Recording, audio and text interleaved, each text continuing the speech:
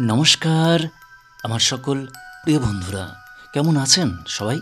আশা করি সকলেই ভালো আছেন। হ্যাঁ, আজ আমি আমাদের দেশ ভারতবর্ষ, এই ভারতবর্ষের স্বাধীনতা দিবস উপলক্ষেই একটি বিশেষ কবিতা নিয়ে হাজির হয়ে গেলাম। কবিতাটি লিখেছেন আমাদের ভীষণ প্রিয় কবি সুনীল গঙ্গোপাধ্যায়। সুনীল গঙ্গোপাধ্যায়ের কলমে স্বপ্নভঙ্গ ও নতুন স্বপ্ন কবিতাটি নিয়ে হাজির হলাম। আশা করি সম্পূর্ণ কবিতাটি মন দিয়ে শুনবেন, আর যদি ভালো লাগে তাহলে অবশ্যই একটি করে লাইক এবং কবিতাটি শেয়ার করবার জন্য আবেদন রইল। শুরু করছি স্বাধীনতা অর্থাৎ স্বপ্নভঙ্গ ও নতুন স্বপ্ন কবিতাটি। বাবা বলেছিলেন 1947-এর 15ই আগস্ট ভারত স্বাধীন হলো, আর আমরা আমাদের দেশ হারালাম। স্পষ্ট মনে পড়ে বাবার অপমানিত মুখ আর ধরা ধরা গলা। আমি তখন 13। কথাটার মর্ম ঠিক বুঝিনি। মন ছটফট করছিল। বাইরের হুল্লোড়ে গলা মেলাবার জন্য প্রভাত ফেরিতে বাজছিল বিউহল। পাশের বস্তির বাচ্চারা কি নিয়ে চেঁচামেচি করছিল কে জানে। মহাত্মা গান্ধী এই শহরেরই কোথাও খাটিয়ায় শুয়ে আছেন। কে যেন বলছিল তিনি কাঁদছেন খুব। আমার মাও ছলছলে চোখে বলে উঠলেন, চাপা ফুলের গাছটা আমি নিজের হাতে লাগিয়েছি, এবছর সেই গাছে ফুল ফুটবে, আমি আর দেখতে পাবো না।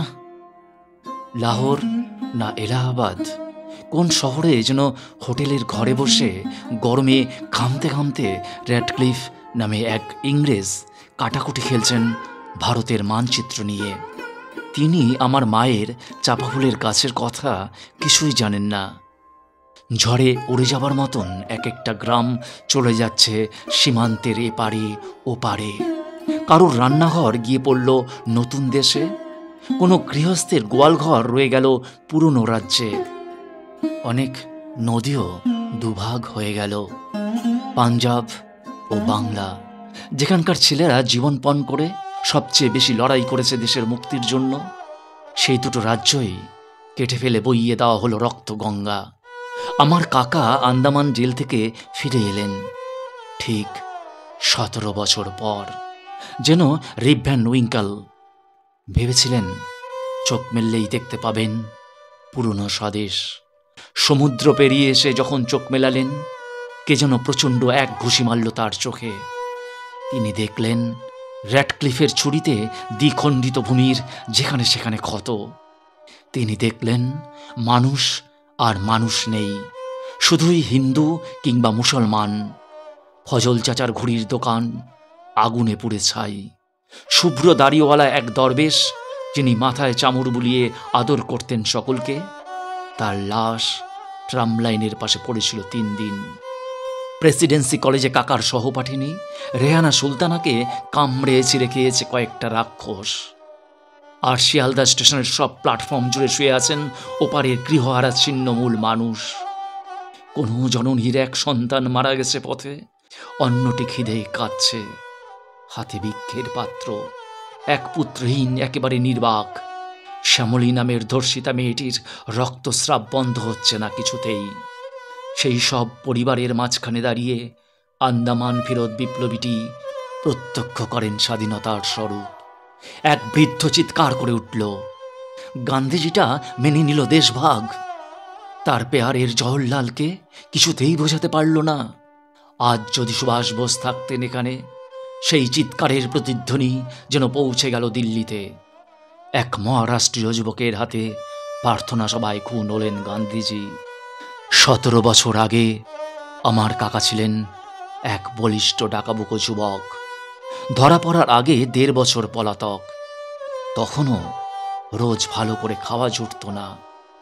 আন্দামান জেলে নর্থ ওয়েস্ট ফ্রন্টিয়ারের কয়েকজন গার্ড প্রায়ই তাকে মাটিতে চেপে ধরে যৌন বলাৎকার করত। অত্যাচারের ভাষা ছাড়া তারা আর কোনো ভাষাই জানে না।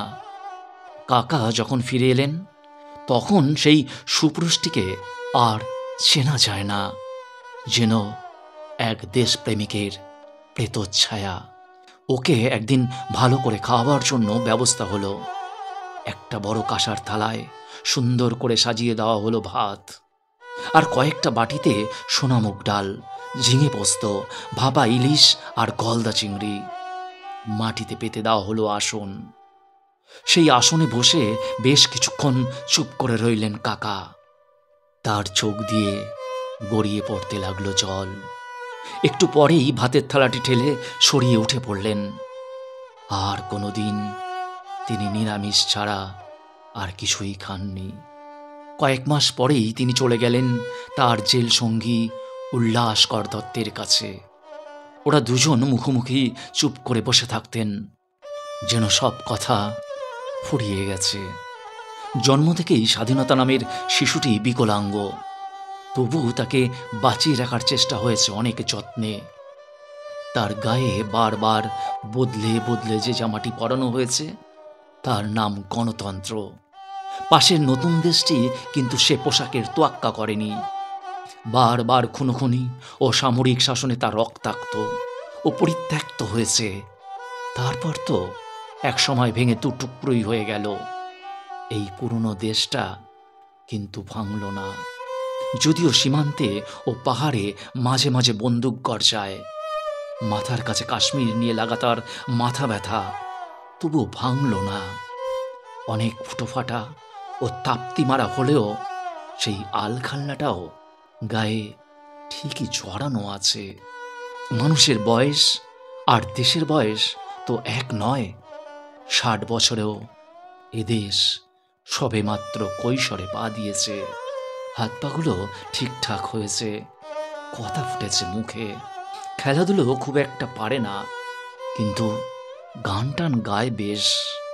এবার একদিন চাঁদের দিকে একটা রকেট ছুড়ে দেবে। মৃত্যুর আগে বাবা বারবার বলেছিলেন কাতরভাবে, আমি বাড়ি যাব, আমাকে একবার বাড়িতে নিয়ে চল। আমরা তা পারিনি। বাড়ি মানে জন্মস্থান, তা কবে মিলিয়ে গেছে অন্য দেশে। বাবা শেষ পর্যন্ত এ দেশকে নিজের দেশ বলে ভাবতে পারেননি। আমার ছেলের কাছে ওই সব গল্পকথা আর পুরনো ইতিহাসের কোনো মূল্যই নেই। মানুষ ইতিহাস নিয়ে বাঁচে না, বর্তমান নিয়ে বাঁচে। বাবা কাকারা সব মিলিয়ে গেছেন অতীতে।